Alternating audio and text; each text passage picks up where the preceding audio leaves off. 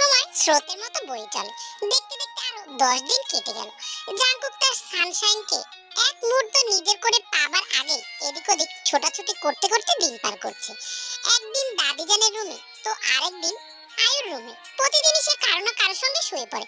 Jungkook কিছুই বলতে পারে না। হাজারো একটা মাত্র পিচ্চি বউ বলে কথা। বয়সে হয়তো ম্যাচিউর, কিন্তু স্বভাবটা একেবারেই বাচ্চার মতো। সারাদিন দৌড়ঝাঁপ, হাসি ঠাট্টা, মজা। আয়ুকে একটু শান্তিতে বসতে দেয় না। কখনো খুনসুটি, কখনো খেপানি। সারাদিন তার জ্বালাতন লেগেই থাকে। সেদিন দাদির ঘরে বাসর সারার পরে তে একটু অসুস্থ হয়ে পড়েছিল। জাঙ্কুকও চেয়েছিল তেকে সময় দিতে, যাতেও একটু সুস্থ হয়। কিন্তু এই মেয়ে তো তার কাছেই ঘেঁষছে না। সেদিনের পর থেকে তাকে দেখলেই দূরে দূরে সরে থাকে। জাঙ্কুক এবার বিরক্ত। বান করতে বিয়ে করছি। সৌয়ান্নাতি খালি এদিক ওদিক ঘুরে বেড়ায়, আমার দিকে একটা বারও চায় না। এই বুড়ো বয়সে এখন কি আমি অক্সিজেনের অভাবে মরবো? ও জানে না বউকে চুমু না খেলে আমার অক্সিজেনের অভাব হয়। রাগে গজগজ করতে করতে বেডের কর্নারে গা ঘেঁষে বসে ল্যাপটপে কাজ করছে জাঙ্কু।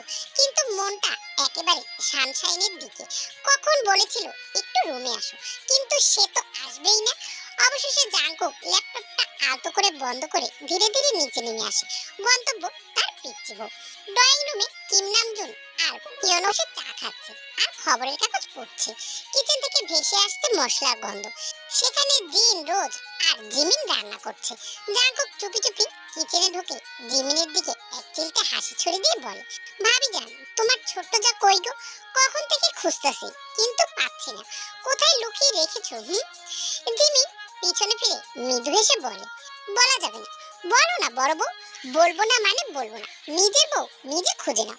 জাঙ্কুক আরো কিছুটা এগিয়ে গিয়ে ঠোঁট ফুলিয়ে আওড়ায়, প্লিজ ভাবিজান বলো। দেখো তোমার কিউট দেবর এনার্জির অভাবে শুকিয়ে গেছে। এভাবে শুকিয়ে গেলে কখনো মামির ডাক শুনতে পারবে না বলে দিলাম। জিমিন কোমরে হাত গুজে নাক কুচকে বলল, আমার সাথে ফাজলামো? দাঁড়াও দেখাচ্ছি মজা। জিমিন খুন্তি হাতে তেড়ে যেতেই জাঙ্কুক দৌড়ে কিচেন রুম থেকে বেরিয়ে যায়। এদের খুনসুটি দেখে রোজ আর জিম হেসে দেয়। ছেলেটা বিয়ে করার পর থেকে বউ পাগল হয়ে গেছে। দিনে অন্তত 50 বার এসে জিমিনের কাছে জিজ্ঞাসা করবে, আমার বউ কই? তবে জাঙ্কুকের এমন পাগলামোতে জিমিন একটু বিরক্ত হয় না। তার কোনো ভাই নেই, তাই সে জাঙ্কুককে নিজের ভাইয়ের মতোই ভালোবাসে। জাঙ্কুক দৌড়ে উপরে উঠতে গিয়ে কারো গম্ভীর স্বরে থেমে যায়। পিছন ফিরে কাঙ্ক্ষিত মানুষটির থেকে কিছুটা দূরত্ব বজায় রেখে দাঁড়ায়। নামজুন তার দিকে স্থির দৃষ্টি রেখে বললে, এভাবে আর কতদিন? বিয়ের 10-10টা দিন কেটে গেল, এখনো অফিসে যাওয়ার কোনো নামগন্ধ নেই। এভাবে চললে বিজনেস আর বিজনেস থাকবে না, বিজনেসে লাল বাতি জ্বলে উঠবে। জাঙ্কুক সুগার দিকে তাকিয়ে এক্সট্রা ভাব নিয়ে বলে উঠলো, বিয়েই করলাম মাত্র, এখনো বউকে রেখে অফিস? No way.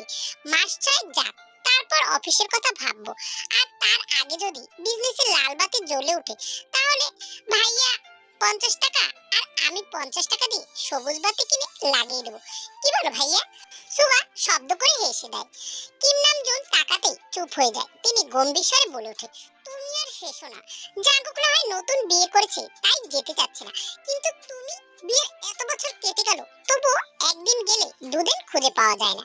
বোগাম সিঁড়ি দিয়ে নামতে নামতে মুখ বাঁকিয়ে বলে ওঠে, ওরে আমার সবুজ বাতি জ্বালানো বংশধর গো, গোলামের পুতিরা একদিন গেলে 10 দিন যায় না।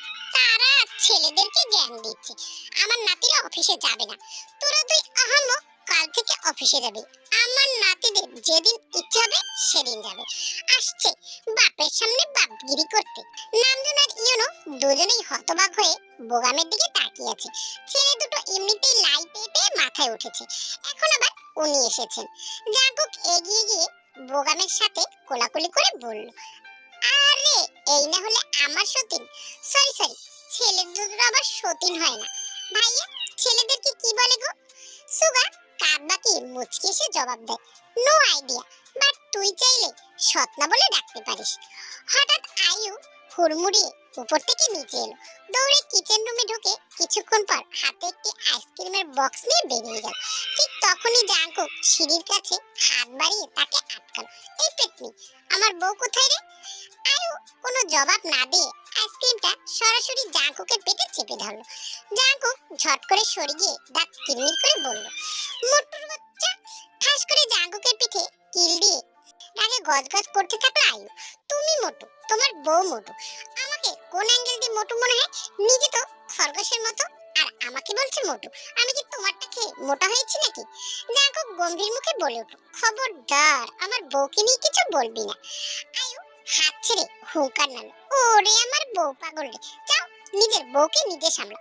বজ্জাত একটা বউ এনেছো, আমার হাড্ডি মাংস খেয়ে ফেললো, মাথার চুল পর্যন্ত ছিঁড়ে দিয়েছে এই বুড়ো বয়সে আইসক্রিম খাওয়ার জন্য। এই নাও তোমার বউকে নিয়ে তুমিই খাওয়া। বলে সে আইসক্রিমের বক্স জাঙ্কুকের হাতে দিয়ে গজগজ করতে করতে সিঁড়ি বেয়ে উপরে উঠে গেল। মৌচাক একটু মধু টেস্ট করতে দেবে? আরামসেতে আইসক্রিম খাচ্ছিল খাটের উপরে বসে। কথাটি শুনেই রাগে তার চক্ষু লাল হয়ে ওঠে। সে দাঁতে দাঁত পিষে ওঠে। মধু খাবেন সেটা মার্কেটে গিয়ে খেতে পারেন না? ছোট লোকের মতো আমার কাছে যাচ্ছেন কেন? আমি কি মধু বিক্রি করি?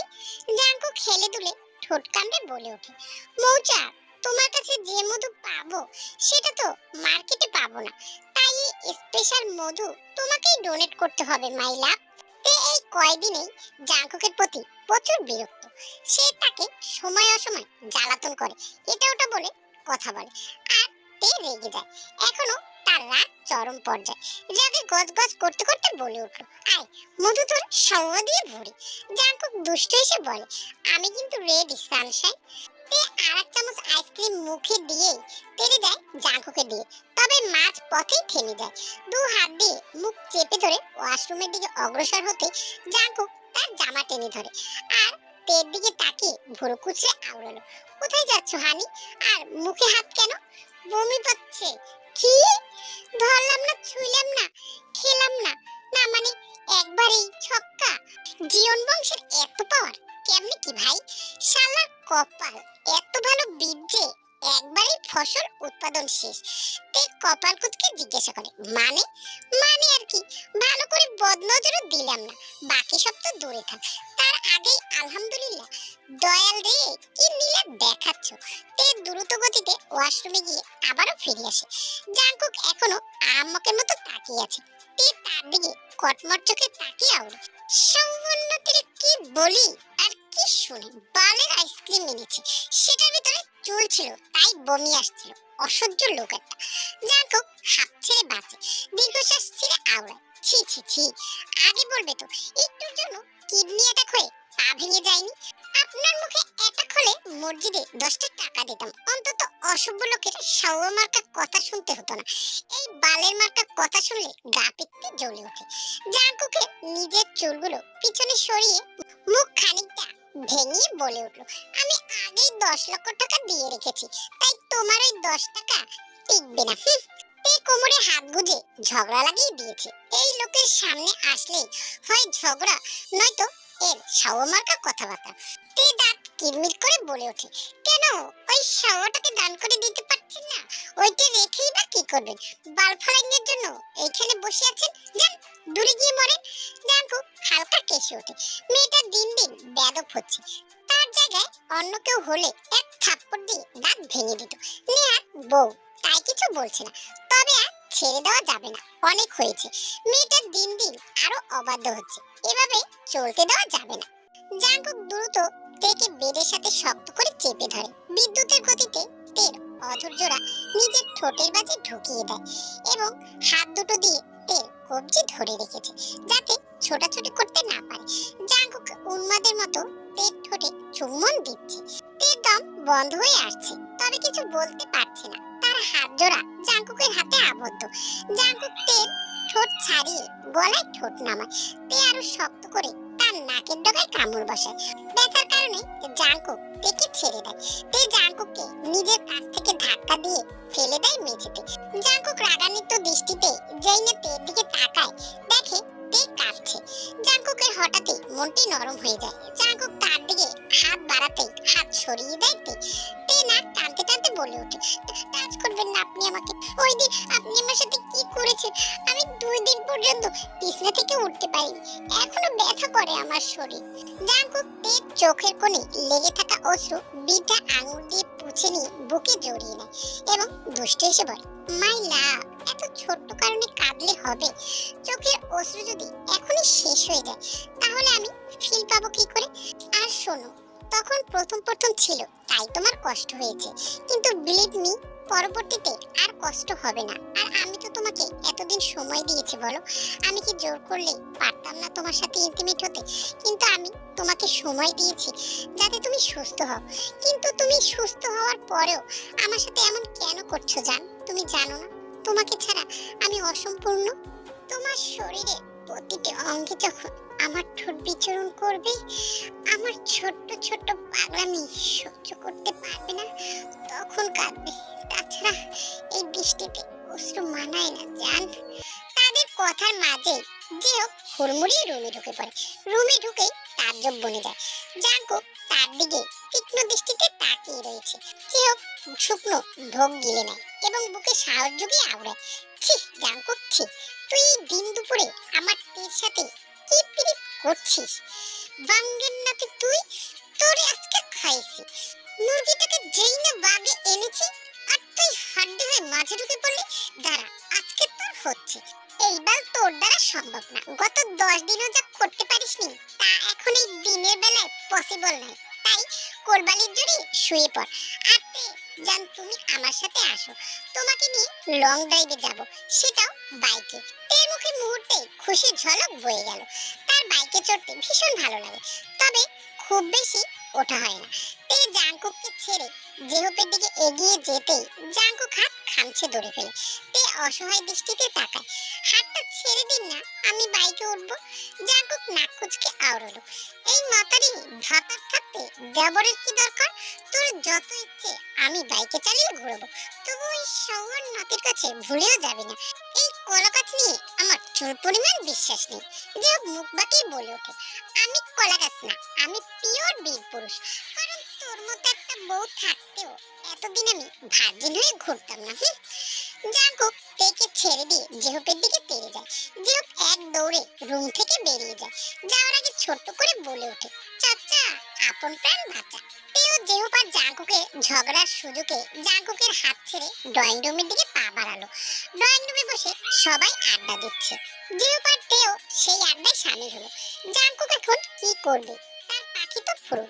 জাঙ্কুক রাগে গজগজ করতে করতে পিছু নিল তে। সেও গিয়ে দাঁড়ালো ড্রয়িং রুমের সামনে। জাঙ্কুক হুট করে তের পাশে গা ঘেঁষে বসে পড়লো। তার উপস্থিতিতে সকলেই খুশি হয়।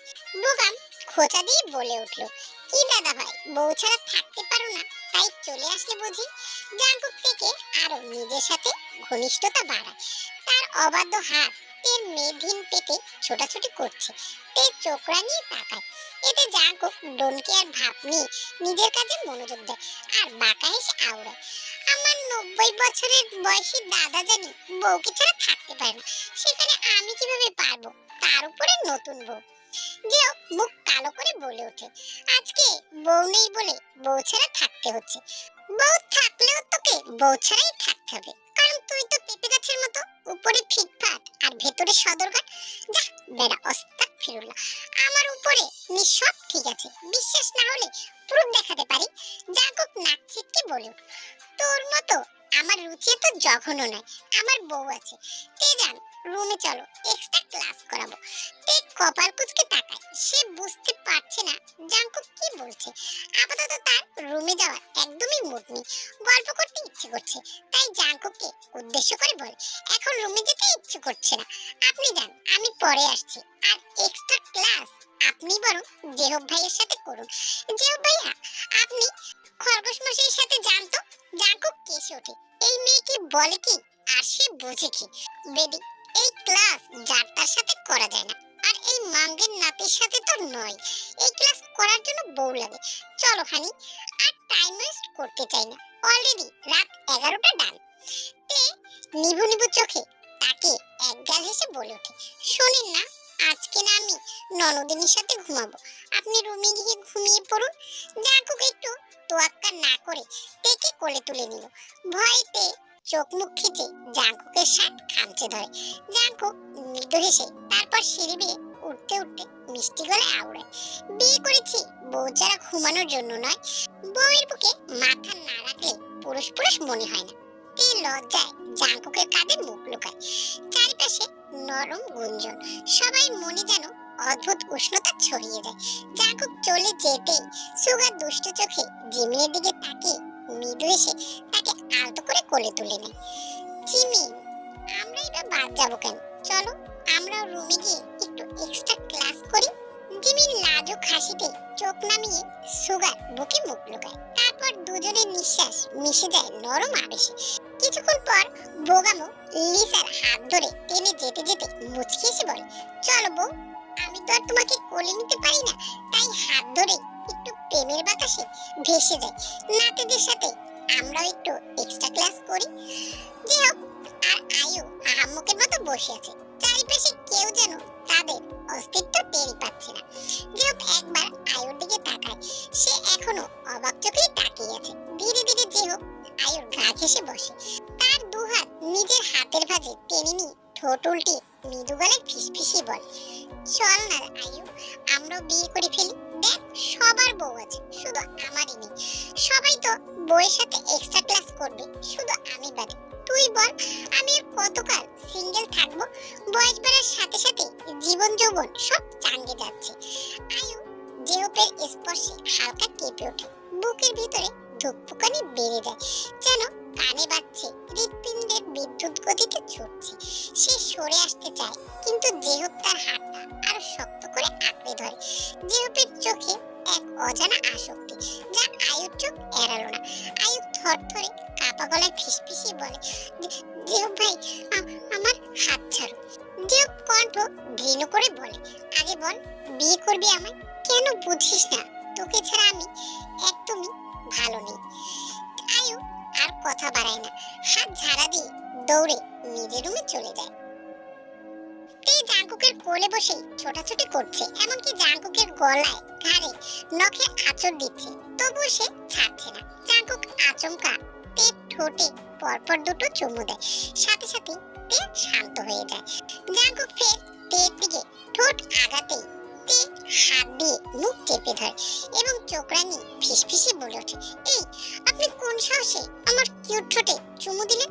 জাঙ্কুক বাঁকা হেসে তের কপলটা কি আউড়ে, শুধু ঠোঁটে নয় হানি, জাস্ট আর কিছু মুহূর্ত পর তোমার এই শরীরের প্রতিটা অঙ্গ প্রত্যঙ্গে আমার ঠোঁটে বিচরণ করবে।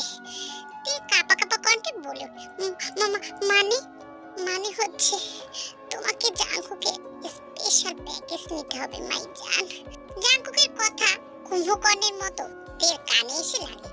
সুন্দর মুখখানা মুহূর্তেই ফ্যাকাশে হয়ে যায়, কপাল বেয়ে বিন্দু বিন্দু ঘাম ঝরছে। তে বড় বড় নিঃশ্বাস ছেড়ে বলে, আমি অসুস্থ। জাঙ্কুক কপট রেগে বলে, ফাজলামো করতেছ আমার সাথে? 12 দিনে কয়দিন অসুস্থ থাকো তুমি? আমাকে লেদা বাচ্চা মনে হয়? তে ঠোঁট উল্টিয়ে নিভু নিভু চোখে তাকিয়ে আউড়ে, আমি সত্যি বলছি, আমি অসুস্থ। আমি সুস্থ হলে আপনার কাছে যাব, পাক্কা প্রমিস। নো ওয়ে, আমি তোমার কথা বিন্দু পরিমাণ বিশ্বাস করি, সত্যি বলছি। ওকে ফাইন, আমি চেক করব। তে বড় বড় চোখ করে তাকিয়ে আছে, ভেবেছিল কোনো রকমে আজ ম্যানেজ করবে, কিন্তু আজ মনে হয় জাঙ্কুক পণ করেছে যে তাকে মেরেই ফেলবে। তে হঠাৎ চিৎকার দিয়ে ওঠে, না! তের চিৎকারে জাঙ্কুক মুচকি হাসে। সে আগেই বুঝতে পেরেছে তে তাকে মিথ্যে কথা বলছে। আজ তাকে জাঙ্কুকের প্রণয় পরিণত হতেই হবে। জাঙ্কুক থেকে বেডের মাঝখানে বসিয়ে দেয়। তে ভয়ে কাঁপছে, সে বুঝতে পারছে আজকে তার রক্ষা নেই। জাঙ্কুক দরজা আটকে তের মুখোমুখি দাঁড়ায়, মুখে এক দুষ্ট হাসি। সে ধীরে ধীরে শার্টের বোতাম খুলতে থাকে। তের শ্বাস রুদ্ধ হয়ে আসছে, গলা শুকিয়ে কাঠ হয়ে গেছে। জাঙ্কুক একে একে করে শার্টের প্রত্যেকটি বোতাম খুলে তার গায়ে জড়ানো টি শার্টটি ছুঁড়ে ফেলে মাটিতে। তের পিছতে পিছতে দেয়ালে পিঠ থেকে যায়। তের দিকে এগিয়ে আসছে জাঙ্কুক। তে বিছানার চাদর খামচে ধরে আছে, ভয় কাঁপা কাঁপা কণ্ঠে বলে ওঠে, আপনি শার্ট খুলছেন কেন? আর আমার দিকে এগিয়ে আসছেন কেন? প্লিজ দূরে যান, আমার ভয় করছে। জাঙ্কুক একদম তের কাছে গিয়ে বসে, তার কোমর জড়িয়ে নিজের কোলে বসায়। জাঙ্কুকের ভারী নিঃশ্বাস তের গলায় এসে আছড়ে পড়ছে, মনে হচ্ছে বুকের ভেতরে হৃৎপিণ্ড বুক ছিটকে বের হয়ে আসবে। জাঙ্কুক তের গলায় গভীরভাবে চুম্বন কাটে। তে তার চুল খামচে ধরে এবং মিনমিন সুরে আওড়ে, প্লিজ দূরে যান, আমার ভীষণ ভয় করছে আপনাকে। জাঙ্কুক মুচকি হাসে। এই ভীতু তেকে দেখতে তার ভীষণ ভালো লাগছে।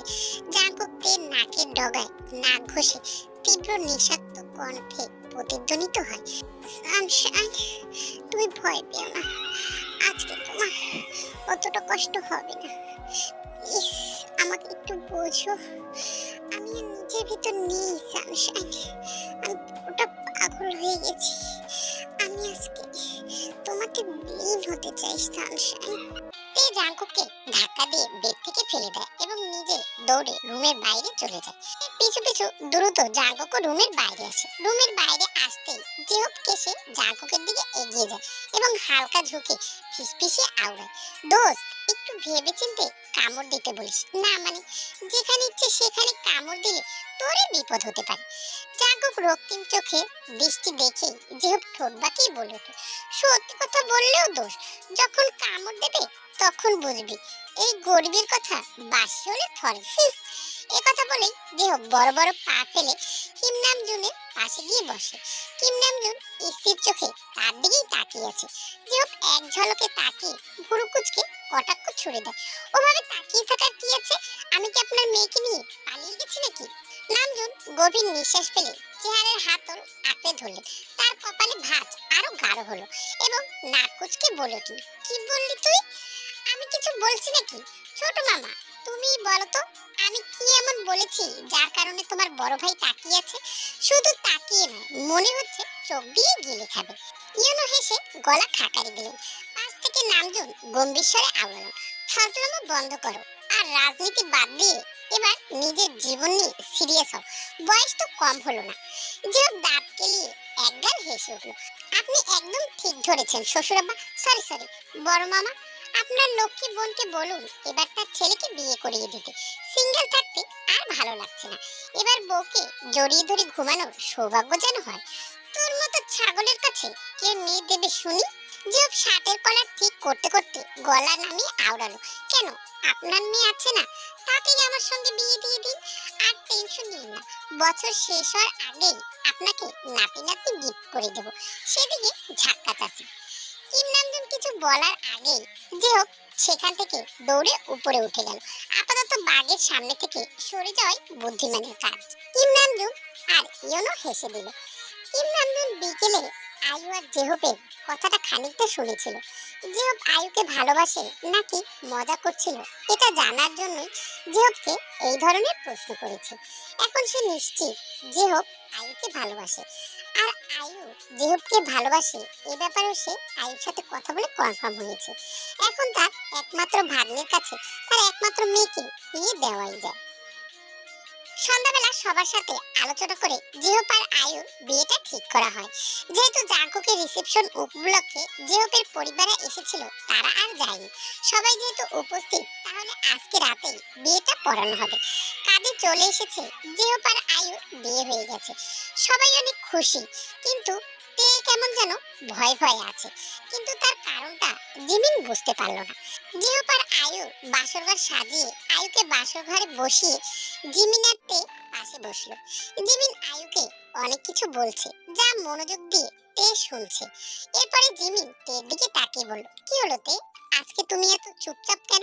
কোনো ছোটাছুটি নেই, দেখে মনে হচ্ছে কোনো কিছু নিয়ে ভয়ে আছো। তে জিমিনকে সবকিছু খুলে বলল।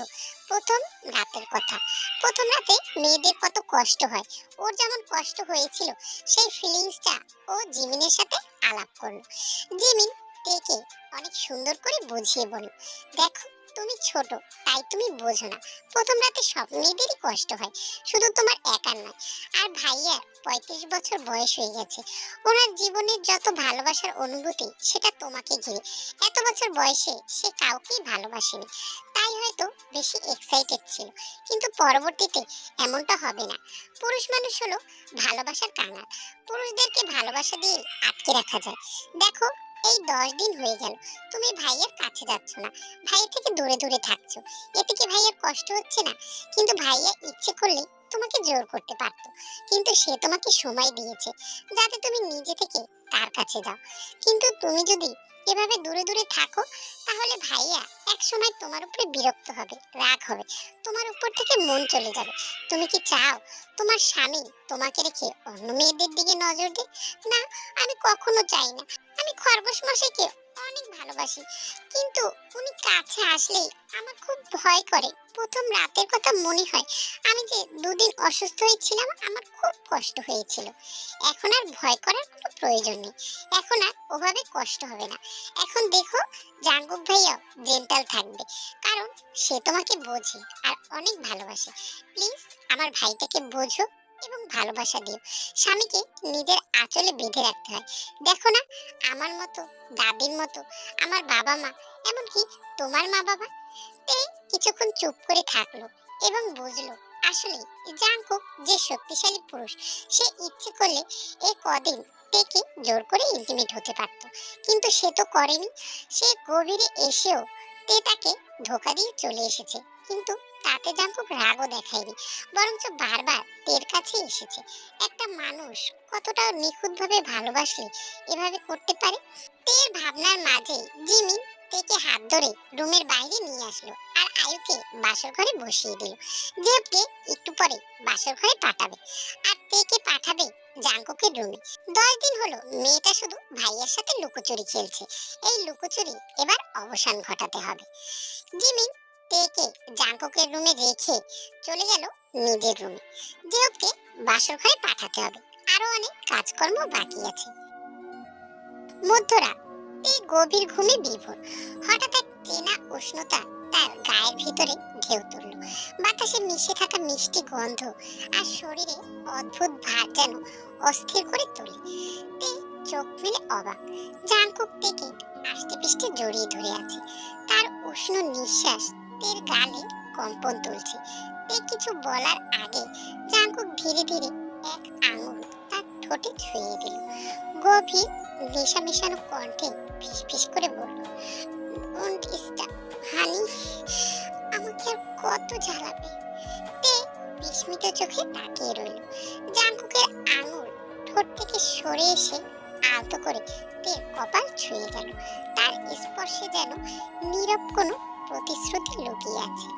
তে অনুভব করলো চোখের পাতা ভারী হয়ে আসছে, হৃৎপিণ্ডের বিদ্যুৎ গতিতে লাফাচ্ছে। জাঙ্কুক হুট করে তের অধর জোড়ায় গভীরভাবে চুম্বন কাটে। মুহূর্তে অন্যরকম শিহরণ বয়ে যায় তার শরীরে। জাঙ্কুক অসহায় দৃষ্টিতে ফিসফিস করে বলল, সরি সানশাইন, এবারের মতো মাফ করে দাও। ট্রাস্ট মি, তোমার এই দুলহা তোমাকে আর কষ্ট পেতে দেবে না, পাক্কা প্রমিস। কথাগুলো তের বুকের গভীরে নরম সুরের মতো বাজতে লাগলো। সে ধীরে ধীরে চোখ বন্ধ করে, যেটা তার নিজের স্পন্দনের সাথে মিশে একাকার হয়ে গেছে। কোনো শব্দ নেই, শুধু নিঃশ্বাসের উষ্ণতা আর একে অপরের নিকটে যাওয়ার প্রয়াস। রাতের নিস্তব্ধতা যেন আরো ঘন হয়ে আসছে। জানালা দিয়ে চাঁদের আলো ধীরে ধীরে পড়ছে তাদের গায়ে।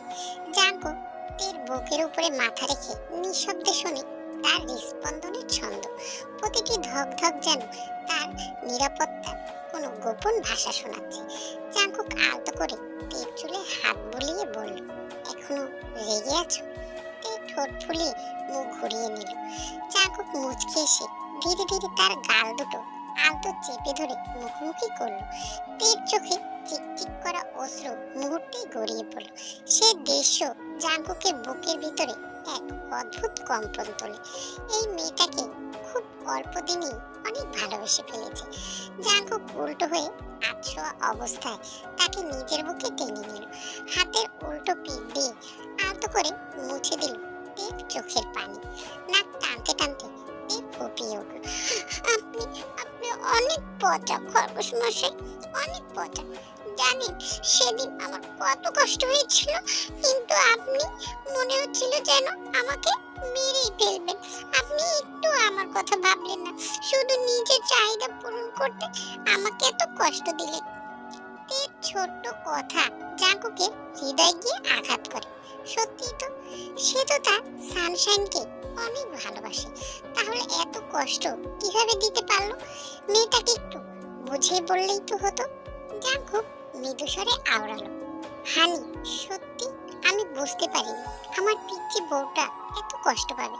তখন আমি নিজের মধ্যে ছিলাম না, তাই এত কষ্ট হয়েছে। ওকে ফাইন, তুমি যা বলবে তাই করব, গড প্রমিস।